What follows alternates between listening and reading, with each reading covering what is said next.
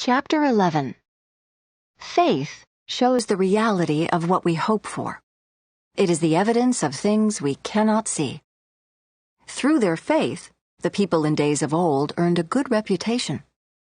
By faith, we understand that the entire universe was formed at God's command, that what we now see did not come from anything that can be seen. It was by faith that Abel brought a more acceptable offering to God than Cain did. Abel's offering gave evidence that he was a righteous man, and God showed his approval of his gifts. Although Abel is long dead, he still speaks to us by his example of faith. It was by faith that Enoch was taken up to heaven without dying. He disappeared because God took him. For before he was taken up, he was known as a person who pleased God.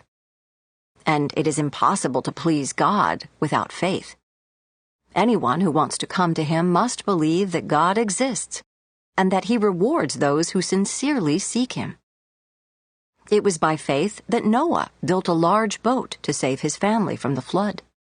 He obeyed God, who warned him about things that had never happened before.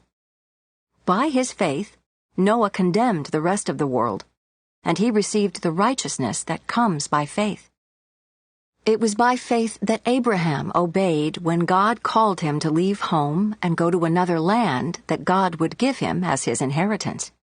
He went without knowing where he was going, and even when he reached the land God promised him, he lived there by faith, for he was like a foreigner living in tents.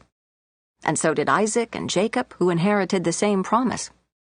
Abraham was confidently looking forward to a city with eternal foundations, a city designed and built by God. It was by faith that even Sarah was able to have a child, though she was barren and was too old. She believed that God would keep his promise. And so a whole nation came from this one man who was as good as dead. A nation with so many people that, like the stars in the sky and the sand on the seashore, there is no way to count them. All these people died still believing what God had promised them. They did not receive what was promised, but they saw it all from a distance and welcomed it. They agreed that they were foreigners and nomads here on earth. Obviously, people who say such things are looking forward to a country they can call their own. If they had longed for the country they came from, they could have gone back. But they were looking for a better place, a heavenly homeland. That is why God is not ashamed to be called their God, for he has prepared a city for them. It was by faith that Abraham offered Isaac as a sacrifice when God was testing him. Abraham, who had received God's promises, was ready to sacrifice his only son Isaac, even though God had told him, "Isaac is the son through whom your descendants will be counted." Abraham reasoned that if Isaac died, God was able to bring him back to life again. And in a sense, Abraham did receive his son back from the dead. It was by faith that Isaac promised blessings for the future to his sons, Jacob and Esau. It was by faith that Jacob, when he was old and dying, blessed each of Joseph's sons and bowed in worship as he leaned on his staff. It was by faith that Joseph, when he was about to die, said confidently that the people of Israel would leave Egypt. He even commanded them to take his bones with them when they left. It was by faith that Moses' parents hid him for 3 months when he was born. They saw that God had given them an unusual child, and they were not afraid to disobey the king's command. It was by faith that Moses, when he grew up, refused to be called the son of Pharaoh's daughter.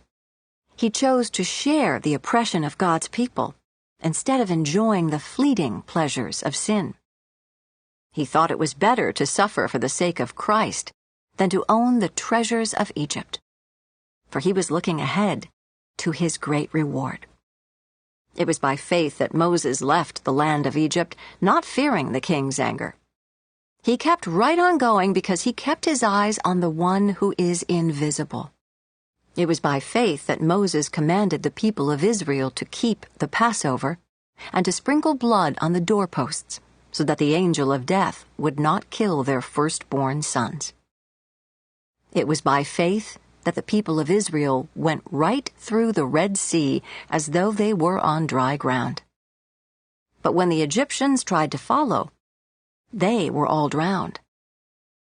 It was by faith that the people of Israel marched around Jericho for 7 days, and the walls came crashing down.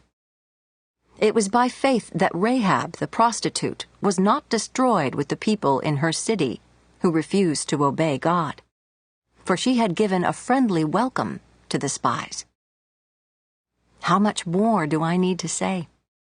It would take too long to recount the stories of the faith of Gideon, Barak, Samson, Jephthah, David, Samuel, and all the prophets. By faith, these people overthrew kingdoms, ruled with justice, and received what God had promised them. They shut the mouths of lions, quenched the flames of fire, and escaped death by the edge of the sword.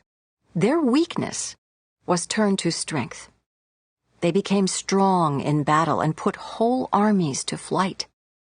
Women received their loved ones back again from death. But others were tortured, refusing to turn from God in order to be set free. They placed their hope in a better life after the resurrection. Some were jeered at, and their backs were cut open with whips. Others were chained in prisons. Some died by stoning. Some were sawed in half, and others were killed with the sword. Some went about wearing skins of sheep and goats, destitute and oppressed and mistreated. They were too good for this world, wandering over deserts and mountains, hiding in caves and holes in the ground. All these people earned a good reputation because of their faith, yet none of them received all that God had promised. For God had something better in mind for us, so that they would not reach perfection without us.